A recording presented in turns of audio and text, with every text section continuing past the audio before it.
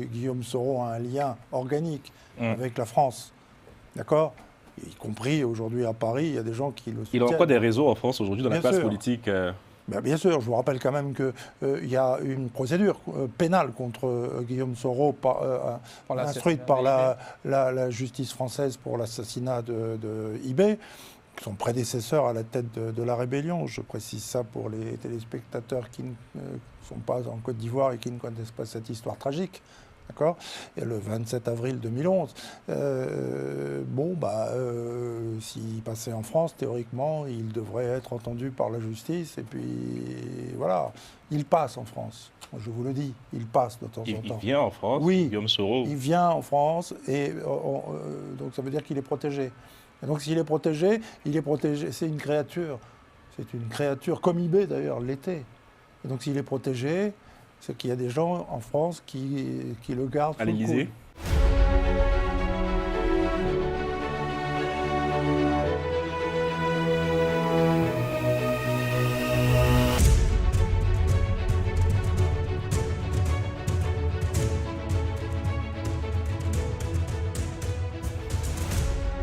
Voilà, nous sommes de retour pour cette deuxième partie, cette émission consacrée à l'actualité ivoirienne. Depuis quelques jours, en Côte d'Ivoire, des rumeurs sur la présence de l'ancien président de l'Assemblée nationale, l'ancien Premier ministre Guillaume Soro, ont beaucoup circulé. D'où viennent-elles, Norbert, et surtout qui les alimente? Ah ça, je ne sais pas, moi. Hein. C'est gentil de me le demander. Non, pas moi. Pas vous. Et vous, président, vous avez une idée? Non, pas d'idée. Hein. On ne sait pas qui nous dit. Mais dans tous les cas, c'est ce type de rumeurs. Mais là, elles se font de manière plus insistante quand même. Oui, oui, ça rend service à Guillaume Soro et à ses soutiens. Et clairement, ils se rendent compte que de plus en plus, Guillaume Soro fait peur au pouvoir d'Abidjan. Donc, si de temps en temps, ils font un ballon d'essai en essayant de balancer ce type d'informations et que ça perturbe le pouvoir en place d'une manière ou d'une autre, ça sert les affaires de Guillaume Soro qui est à l'aise, qui se rend compte qu'il a encore de l'influence au sein des populations et même de l'appareil du pouvoir à Abidjan. On nous dit qu'il circule au sein des pays de l'AES. Ouais. Vous avez confirmation de cette... Oui, donc, disons, ça, c'est pas caché. Ça répand sur les réseaux sociaux. C'est un secret. C'est un secret de Polichinelle. Tout le monde sait que Guillaume Soro pérégrine entre le Niamey, Ouagadougou, Bamako, maintenant même Accra. Donc ça, c'est pas nouveau. Tout le monde le sait. Il court le furet. Le furet du bon mesdames. Il est passé par ici, il repassera par là. Mais il faudra pour ma part, reconnaître que Guillaume Soro fait véritablement peur au RHDP, au pouvoir. Parce que, en fait, Guillaume Soro, c'est un allié, c'est leur ancien allié qui est rentré en dissidence. Il faut reconnaître que c'est Guillaume Soro qui pousse le fer. D'abord, pour rendre Alassane Ouattara, je pourrais dire candidat, parce que lorsque la question de la candidature d'Alassane Ouattara se pose à Pretoria, c'est parce qu'il y a une rébellion dirigée par Guillaume Soro que Gbagbo est sous pression et accepte de prendre l'article 48 pour rendre Alassane Ouattara et Henri Konan Bédié candidat éligible. Voilà, et Guillaume Soro, c'est encore lui et son armée de la rébellion qui pousse le fer en 2010-2011 avec certainement l'appui de l'armée française stationnée à Abidjan pour que le président Alassane Ouattara rentre dans l'effectivité du pouvoir. Donc, un tel monsieur qui a une expérience je pourrais dire de l'arme, qui a l'expérience d'une rébellion. Ah d'accord, ouais. Voilà, je voulais parler de l'arme à feu, ce qu'on appelle chez nous Marfa, c'est un Sonoufo. Ce mot vient de chez les Sonoufos, le Marfa, c'est-à-dire l'arme à feu, pour dire que les populations ivoiriennes ont eu la technologie pour fabriquer l'arme à feu. Je fais cette petite digression pour dire que ce n'est pas emprunté aux colons. Voilà, donc il fait peur. Les gens se disent qu'il a des connexions toujours dans l'armée. C'est le cas aujourd'hui, vous croyez? On peut l'espérer. Ils se disent qu'il y a des cellules, il y a des hommes, il y a des cellules dormantes. Et au-delà de ça, Soro ayant eu une acquaintance avec un certain homme de soldats, un certain nombre d'officiers de l'armée ivoirienne aujourd'hui. Hein. Et puis Soro, à un moment, je crois, même quand il rentre en dissidence avec le RHDP, paix à son âme, le regretté Henri Konan Bédié, président du PDCI, dans une interview dans Jeune Afrique, il dit clairement « Ne touchez pas à Soro, c'est mon protégé ». C'est vrai. Et aujourd'hui, Soro Guillaume, malgré le fait qu'il a perturbé pendant près de 10 ans le régime Laurent Gbagbo, Soro Guillaume a quasiment, je pourrais dire, l'affection et le soutien de Laurent Gbagbo. On y parlera, on n'a pas le temps. Jusqu'à présent, c'est vrai qu'on comprend. Mais quelqu'un qui est d'une certaine façon, je pourrais dire, qui transcende toutes ces organisations, parce que Soro, au sein du RHDP, dans le personnel, ou du moins les militants, la base électorale du RHDP, c'est-à-dire le Nord musulman, Soro Guillaume, après Ouattara, est la personnalité, je pourrais dire, la plus aimée. Quelqu'un qui, au sein du PDCI, a eu la protection d'Henri Konan Bédié. Cela veut dire qu'au PDCI, il y a des militants du PDCI qui ont de l'affection pour Soro. Laurent Gbagbo, qui aujourd'hui se bat, fait cause pour Soro Guillaume, c'est-à-dire qu'au sein des militants du PPACI, Soro Guillaume. Donc Soro Guillaume, véritablement, est une personnalité. Au-delà du fait qu'il soit en exil, qu'on ne sache pas ce qu'il fait, ce qui est encore plus troublant, en tout cas pour ses adversaires. Soro Guillaume est une source d'inquiétude pour le pouvoir. C'est ce que... Maître. De Soro Guillaume, alors, comment en parler sans faire référence à Laurent Gbagbo qui disait Soro Guillaume doit sa place aux armes. J'ai pensé à cette phrase. Il devra s'inquiéter s'il ne les a plus avec lui. Oui, c'est ça, dans son bouquin avec Jean-François Mattei. C'est ça. Donc Soro Guillaume, il doit sa place aux armes. Il se fait un parcours politique quand même à partir de la rébellion de 2002. Le pouvoir RHDP est conscient de sa capacité de nuisance, d'abord avec les armes. Et il y a eu à plusieurs reprises des allusions, et même il y a une condamnation pour atteinte à la sûreté de l'État qui a été prononcée à son encontre. Donc il y a ce risque sécuritaire-là qui fait qu'il est craint par le pouvoir RHDP. Et puis au-delà du risque sécuritaire, le président en a parlé tout à l'heure, il y a la capacité de Soro Guillaume à contester l'électorat captif du RHDP au nord de la Côte d'Ivoire. Le nord, c'est à peu près 2 millions d'électeurs. C'est l'électorat principal de M. Alassane Ouattara. Et donc, si M. Soro Guillaume est dans le jeu politique, délié de toutes ces condamnations pénales, il est en capacité d'aller rechercher dans cet électorat-là un nombre substantiel de voix qui affaiblirait de facto le RHDP. Et donc, c'est, à mon sens, ces deux éléments, donc l'argument sécuritaire et l'influence de Guillaume Soro dans les zones du nord de la Côte d'Ivoire, qui justifient aujourd'hui cette crainte-là que peut avoir de... C'est une réelle menace aujourd'hui pour le RHDP, le président Ouattara. Pour moi, il le demeure. Pour moi, il le demeure très clairement. D'où la crainte que son nom suscite. Et vous pensez que du pouvoir ces rumeurs soient alimentées par de sorte aussi à... Ça vient du camp du président Ouattara ou enfin... Je ne le crois pas. Je ne le crois pas. Le président Alassane Ouattara aujourd'hui souhaite avoir un climat de paix, un climat sécuritaire plutôt apaisé. Je ne le crois pas. Je pense en revanche que c'est alimenté par M. Guillaume Soro ou ses communicants. Vous croyez ? Pour le rendre toujours vivant. Voilà, pour le faire vivre. Il n'est pas candidat aux élections, on en parle. Je crois qu'il a une réunion le 6 septembre prochain. Hein. J'aimerais mettre en liaison quelque chose que Maître Kakou vient de dire. C'est-à-dire, ça m'a fait penser à Soul to Soul, Souleymane Kamagaté, le directeur du protocole de... Aujourd'hui, Soul to Soul, c'est vrai, il circule en liberté, c'est vrai, il a eu une, comment on dit, il est sous, quand quelqu'un est libre, contrôle judiciaire.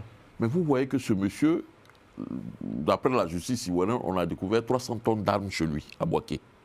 Aujourd'hui, ce monsieur est libre à Abidjan. Et puis, Ibrahim Ziggy, pour ce type de propos-là, ses parents, ça fait 3 jours, ses parents ne savent pas où il est. Vous voyez, bon... Le paradoxe de cette affaire. Norbert, moi j'ai une question pour vous. D'abord, il y avait, il y a quelques mois, je dirais, des tentatives de rapprochement entre le président Ouattara et l'ancien Premier ministre Guillaume Soro qui n'ont pas été fructueuses. Est-ce qu'un rapprochement à l'avenir est possible entre les deux hommes ou la rupture est définitivement consommée? J'en doute. J'en doute parce que Soro, c'est un vrai film d'Hitchcock. Vous connaissez les 2 films que Hitchcock a tournés avec le même titre, L'homme qui en savait trop. Ben, Soro, c'est l'homme qui en sait trop. Et donc, comment faire avec un homme comme ça? Qu'est-ce qu'on peut faire? Soit effectivement, on travaille avec lui, ce qui a été le cas à partir de 2011 pour Alassane Ouattara. Il en a fait son ministre de la Défense, son Premier ministre, il a cumulé les postes, ou alors on s'en débarrasse. Revenons juste une seule seconde sur la manière dont on s'est débarrassé de Soro, parce que la menace Soro, on l'a déjà par le passé évoquée dans l'actualité ivoirienne, au moment où effectivement il était en poste, il avait ses hommes, sous la Boaké, etc. Cette menace a été circonscrite. C'est-à-dire que Soro, non seulement est devenu inoffensif, mais en très peu de temps, il est devenu un fugitif qu'on poursuivait à travers le monde. Mais comment un tel exploit a-t-il été réalisé? Comment a-t-on fait pour annihiler la menace de l'ancien chef de la rébellion ivoirienne, les Forces Nouvelles? Je ne pense pas que le pouvoir ivoirien s'en soit sorti tout seul. Je suis même en mesure d'affirmer sous le contrôle du président Jean-Paul Aureau que la France et ses grandes oreilles à Abidjan y a largement contribué. Ce qui nous ramène pour le retour de la menace Soro aujourd'hui à la question de la France. Est-ce que les Français qui ont aidé le régime à rendre Soro inoffensif il y a quelques années, vont de nouveau contribuer à protéger le régime Ouattara contre l'éventuelle menace Soro ou pas? Ça, c'est une question. À côté de ça, j'aimerais simplement rajouter que Guillaume Soro, quand il rentre en disgrâce, le président Alassane Ouattara, Norbert vient de le dire, c'est certainement avec l'appui de la France et ses services, je dirais, services secrets. Et pour vous compléter, je pense que ce que Norbert vous dit, ce n'est pas la première fois que j'entends ça. Quelqu'un du renseignement en Côte d'Ivoire m'avait évoqué aussi ce scénario. Donc que Guillaume Soro rentre dans une logique il devient un fugitif et à travers le monde. Lorsqu'on le voit apparaître au palais de Niamey, aux côtés de Tchani, Soro est rentré par la route au Niger. C'est par la route, il est rentré, pas par avion, il est rentré par la route. Il a tourné depuis le Proche-Orient, Moyen-Orient, là-bas, rentré dans le désert. Voilà pourquoi on l'a trouvé dans cette tenue qui n'était pas la sienne, que certainement un garde ou un personnel de la présidence lui avait prêté pour qu'il soit présentable. Président. Non, je le dis. Et puis voilà, si demain les réseaux sociaux sont là, il y a des informations contraires, ils l'apporteront. Mais Guillaume Soro, dans cette période, a véritablement, voilà, je dis ça pour revenir sur la question de la question que tu as posée, oui. C'est-à-dire, est-ce qu'il y a la possibilité que le président Alassane Ouattara, au-delà du coup de fil qu'il y a eu il y a quelques mois, il y a presque 2 ans... C'est sous la médiation de Macky Sall, si je me trompe. Mais ce coup de fil intervient après la libération de Soul Toussoul, son ami de fac aujourd'hui qui a été son directeur. Qui est encore loyal, est le seul, je dirais, aujourd'hui. Soro appelle pour dire merci officiellement, mais on ne dit pas merci en 40 minutes, parce qu'il a fallu que Guillaume Soro lui-même, la présidence ivoirienne produit un communiqué pour dire que les deux se sont parlé. Guillaume Soro, après, lui-même fait une publication pour dire que la conversation a duré 40 minutes. Mais moi, j'estime qu'on ne dit pas merci en 40 minutes. Au-delà de ça, et ce sont certainement au-delà du merci d'avoir favoriser la libération de Soul Toussoul, ils se sont dit certainement d'autres choses. Et après même, on a parlé d'un second coup de fil qui est arrivé. Mais je pense que dans tout ce frata-là, Guillaume Soro est un garçon qui est très lucide et il est convaincu que le président Alassane Ouattara ne peut pas l'avoir persécuté à travers le monde pour qu'en 40 minutes, tout soit effacé. Tout soit effacé et que l'amour soit revenu entre ces deux personnalités. L'un ne croit pas à la bonne foi de l'autre. Ils sont dans un jeu de poker menteur. Non, les deux s'éguettent. Mais le 15 février 2019, quand même, après la démission de Guillaume Soro, le président Alassane Ouattara disait « c'est un fils égaré ». Moi, je pense que fondamentalement, rien ne les sépare.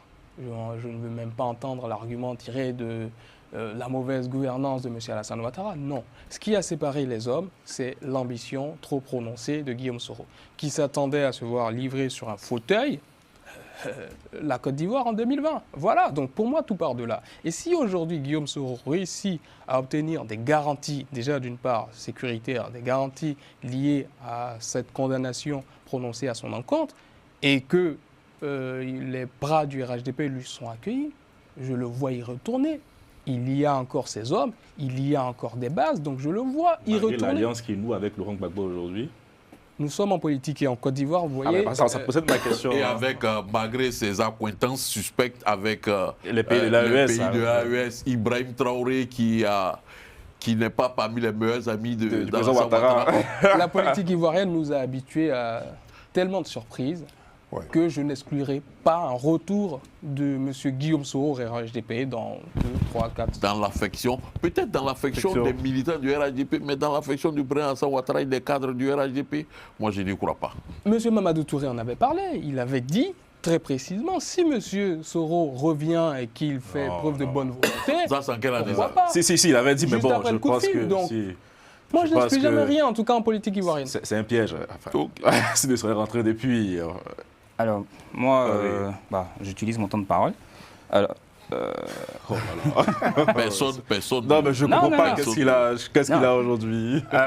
Moi, j'ai envie de dire comme ça, de nos jours, le monde est animé parce qu'on va appeler une guerre asymétrique, avec pour pilier principal la communication. Et nous sommes à quelques semaines des élections présidentielles en Côte d'Ivoire. Donc, chaque acteur politique égaré ou sur la bonne voie va utiliser ce canal-là pour pouvoir user de sa présence à travers les réseaux sociaux, déstabiliser, voilà, s'il y a lieu. Parler du président du GPS, Soro Guillaume, c'est quelqu'un qui a quand même une base. Il a été Premier ministre sous la mandature du président Laurent Gbagbo, président de l'Assemblée nationale sous la mandature du président Alassane Ouattara, 20 ans dans la sphère politique, qui a un ancrage très considérable, comme le président Oro l'a dit, au nord, au centre et aussi même au niveau de la diaspora. Et c'est quelqu'un qui sait parler. Qui sait parler parce qu'il ne faudrait pas qu'on l'oublie, il a été secrétaire général national de la FECI, Fédération incidentine de Côte d'Ivoire. Donc ils ont cette force-là de pouvoir communiquer. Menace pour le RHDP, oui, c'est vrai, parce qu'il a été l'un des éléments, on va dire, forts du président Alassane Ouattara.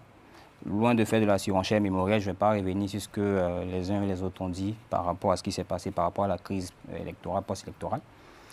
Mais il est quand même quelqu'un à craindre, parce qu'aujourd'hui, qu'on le veuille ou pas, au sein du gouvernement, il y a des personnes aujourd'hui qui sont certes avec le président, mais qui, par derrière, ont quand même cette loyauté-là vis-à-vis de Soro Guillaume. Et nous sommes en politique. Donc vous n'excluez pas un retour au RHDP pour vous aussi. Ah non, comme Maître Kakou l'a dit, tout est possible en politique. Les alliances se défont et se font. Donc tout est possible. Moi j'ai une question pour Norbert. Quel est le sens d'abord du rapprochement entre Laurent Gbagbo et Guillaume Soro, et surtout, est-ce que c'est vraiment bénéfique pour la gauche ivoirienne d'avoir celui qui a semé un peu la discorde dans le pays, Les ennemis de mes ennemis sont mes amis. Exactement. Donc, et puis n'oublions pas quand même, Henri vient de le rappeler, que Guillaume Soro a été le Premier ministre de Laurent Gbagbo après... Son meilleur Premier ministre, a-t-il dit. Après les accords de... Oui, après les accords de Ouagadougou, voilà, ça a duré quand même un certain temps, donc ils se connaissent très très très bien. Le reste, effectivement, c'est de la politique pour le reste.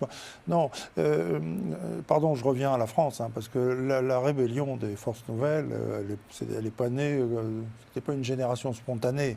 Si elle est née de l'autre côté de la frontière, c'est clairement, et on le sait, c'est parce que la France l'a faite. Et donc Guillaume Soro a un lien organique avec la France, d'accord ?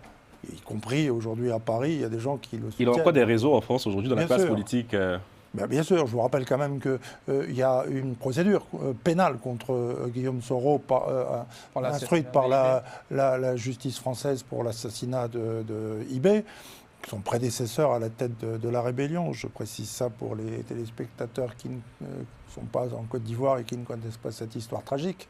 D'accord ? Et le 27 avril 2011.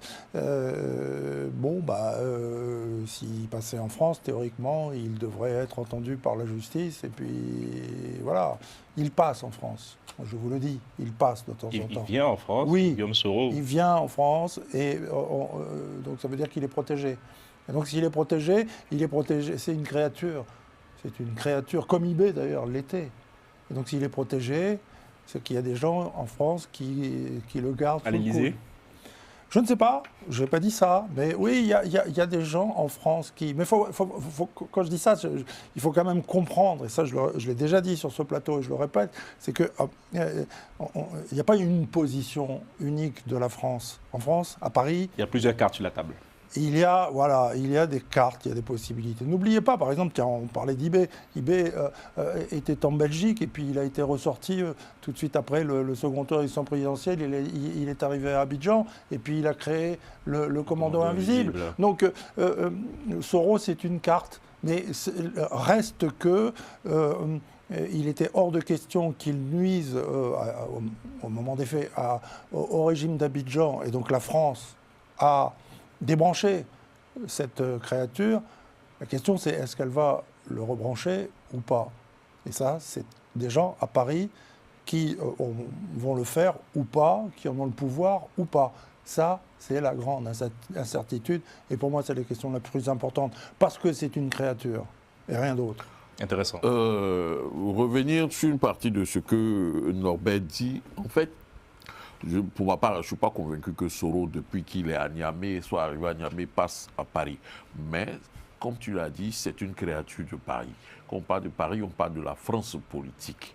C'est une créature. Et voilà l'une des raisons qui a créé... Le service de renseignement peut-être, Président. Qui a créé, je pourrais dire, le désamour entre le patron de l'Élysée et le président Alassane Ouattara. Ces deux personnes ne s'aiment. Ce n'est plus l'amour fou parce que le président Alassane Ouattara s'est rendu compte qu'en réalité, la France a encore des connexions avec celui qui veut le déstabiliser. D'après Alassane Ouattara, Guillaume Soro, tout ce qu'il est en train de faire, tout ce qu'il est en train de réaliser à travers le monde pour revenir en Côte d'Ivoire, c'est revenir par la force des armes. Et pour Alassane Ouattara, le fait que la France soit au courant de ça et que la France ne dit rien et d'une certaine manière même le protège, ça a créé, à mon sens, une sorte de désamour entre Alassane Ouattara et le patron de l'Élysée. Mais plus loin, la question, la chute de Norbert, c'est celle-ci. Est-ce que la France va encore rebrancher Guillaume Soro? C'est ça, aujourd'hui, je pense, le raisonnement qu'on doit se faire. Parce que, comme je le disais, moi, enfin, il y a quelqu'un du renseignement ivoirien qui a évoqué mot pour mot ce que vous venez de dire sur ce plateau, cher Norbert. C'est pour ça que j'ai voulu qu'on poursuive la réflexion dessus. Donc, c'est une réalité qui est même pris à Abidjan aussi au sérieux. Hein, donc, il faut... Est-ce que Soro va être rebranché? Il va être rebranché dans quelles circonstances, dans quelles conditions? Le présenter comme qui? Sous quelle casquette? Comme un sauveur ou bien le présenter comme un déstabilisateur? Quelle serait la bonne formule pour la France? Visiblement, le présenter comme un sauveur. Un sauveur dans quelles circonstances? Que la Côte d'Ivoire rentre dans une période de convulsion, de troubles, d'incertitude. De troubles, d'incertitude. Et on va chercher quelqu'un qui pourrait mettre de l'ordre, qui pourrait avoir les moyens, je pourrais dire, martiaux pour pouvoir mettre de l'ordre. Voilà toutes ces questions-là, peut-être qu'on peut se poser. Mais est-ce que venir aussi en termes de déstabilisateur des régimes, c'est bon pour ses protecteurs, c'est bon pour... Donc enfin, c'est tout ça. S'il le fait une fois, il peut le faire une deuxième fois. Soro peut rentrer dans le jeu à n'importe quel moment. Soro et de n'importe quelle manière. C'est ce qu'on verra sans doute. Une déstabilisation de la Côte d'Ivoire n'est pas souhaitable. La Côte d'Ivoire, en tout cas pas pour la France, sous Ouattara, a trouvé une certaine stabilité. Non, mais elle n'est pas très d'accord là. Voilà. Une déstabilisation pour la France. Les pôles sont en train de changer dans le monde. Oui, mais la guerre... Les pôles sont en train de changer dans le monde. Le monde occidental ne dirige plus le monde entier aujourd'hui. Donc, avec l'image forte qu'on a vue. Hein, ne voyons pas les choses comme si c'était uniquement le monde occidental qui allait imposer sa pensée, qui allait imposer son dictat au reste du monde. C'est fini, c'est en train de finir ça. Donc aujourd'hui, on ne sait pas vers qui. Comme Guillaume Soro est débranché du côté du monde occidental, qu'est-ce qui prouve qu'aujourd'hui, ce nouveau pôle, je dirais, asiatique, qui est en train de se créer, qui pourrait pas imaginer que Guillaume Soro, ou bien pourrait récupérer Guillaume Soro et en faire leur cheval de bataille. En tout cas, je pense qu'il n'est pas attendu en Côte d'Ivoire comme le sauveur. Guillaume Soro peut être nocif, puisqu'on se souvient bien qu'il a pris les armes pour une histoire de boubou. Qu'est-ce qu'on est capable de faire quand on a pris les armes pour une histoire de boubou, alors même qu'on subit toutes les plus grandes injustices? Donc, cette question-là, légitimement, on peut se la poser, Norbert. Non, pardon, maître, mais Guillaume Soro, c'est-à-dire les forces nouvelles, c'est quelque chose qui a été fait non pas parce que il fallait à Paris dégager Laurent Gbagbo du pouvoir. Tout à fait, mais il l'a endossé. Ça. Non, d'accord, mais c'est un moyen, c'est un instrument, voilà, ok? C'est un instrument. Je n'ai pas dit mon point de vue, et je ne le dirai pas sur ce plateau. Maître Kakou il peut se permettre, il est ivoirien, moi pas, j'ai pas cette chance. Mais je m'efforce, en venant ici, mon cher Carlyle, de venir avec quelques informations. Effectivement. Manifestement, on avait les mêmes informations. Donc c'est ça que je veux dire. C'est que si la question aujourd'hui à Paris, c'est est-ce qu'on soutient ou est-ce qu'on ne soutient pas Alassane Ouattara? En clair, si je suis déjà venu sur ce plateau pour vous donner quelques informations qu'on m'a données, et d'ailleurs qui ont été confirmées par la suite, elles n'ont pas été démenties. Et j'étais pas très content parce que je voyais bien qu'on me livrait sur un plateau d'argent des choses. C'est un peu ça les journalistes aussi. Hein, enfin. Oui, mais bon, si je vous dis tout ça, c'est parce que précisément, je vous dis qu'aujourd'hui la question se pose, c'est que faut-il faire pour faire en sorte que Ouattara ne fasse pas un 4e mandat? Alors il y a des gens à Paris qui veulent qu'il fasse un 4e mandat, il faut être très clair. Okay, il y en a. Et leur motivation, je ne les connais pas. Mais il y en a. Mais il y en a qui ne veulent pas. Et ça, Alassane Ouattara, il ne le sait pas. C'est la vraie question. Et donc, il y en a certains qui pensent qu'il ne faut pas qu'il le fasse et qui pensent à la carte Soro. Voilà.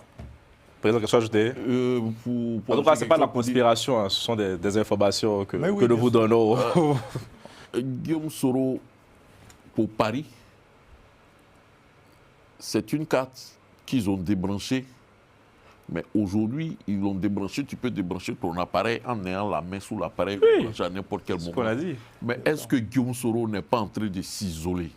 Est-ce qu'aujourd'hui, Paris maîtrise Guillaume Soro de sorte à le brancher ou pas? Ça aussi, c'est une question. Parce que c'est ce que je disais tantôt. Le monde est en train de se bipolariser.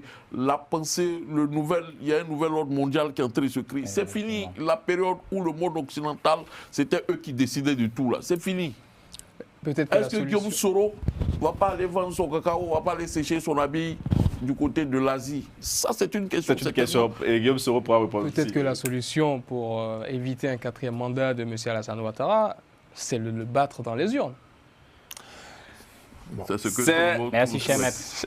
Bon. Il faut le battre dans les urnes. Pour moi, les armes ne sont jamais une solution. Il faut le battre dans les urnes. Nous sommes tous des démocrates ici sur ce plateau. En tout cas, j'ose croire. Non, nous sommes des démocrates. En train de faire de la spéculation, bien sûr, de l'observation, de la prospective. C'est une dynamique, c'est une séquence politique. Ils ne sont pas en train de souhaiter des choses. Ah bah non, pas du tout. C'est une séquence politique forte. Les rumeurs insistantes du retour de Guillaume Soro à Abidjan, il fallait qu'on analyse quand même. On a quelques mois de la présidentielle. On sait qu'il y a un rapprochement avec Laurent Gbagbo et de nombreuses arrestations en cours. Pourquoi maintenant et tout de suite? Donc je pense que les gens au moins auront compris ce qui se joue. Un dernier mot, Norbert? Oui, pour rebondir sur la remarque que vient de faire Maître Kakou, que j'ai bien pris pour ce qu'elle était, à savoir de l'humour.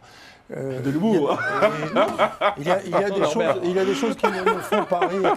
Parce qu'une élection loyale, ouverte, inclusive, oui, je suis d'accord, Maître, mais est-elle loyale, libre et inclusive quand on élimine ses principaux adversaires? Là, je crois que l'humour n'a plus sa place, je suis désolé. Et c'est le sujet de la prochaine émission. Est-ce que la victoire, un coup KO annoncé par le RGP aura bien lieu. Bon, on abordera ce sujet lors de la prochaine émission. Merci beaucoup, messieurs. Merci à Moustapha Kanté, à la réalisation, à Jean-Yves Doué qui était avec nous dans cette première partie. Et bonne suite de programme sur les antennes de Global Africa Télé Sud.